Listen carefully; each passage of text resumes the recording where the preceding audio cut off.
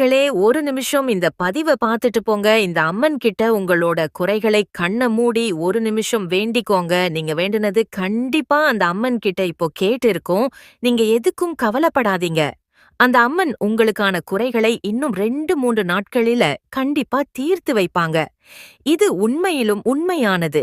நீங்க இந்த சேனலை எப்படியாவது தேடிக் கொண்டு வருவீங்க. அதுக்கு முன்னாடி இந்த சேனல சப்ஸ்கிரைப் பண்ணி வச்சிக்கோங்க.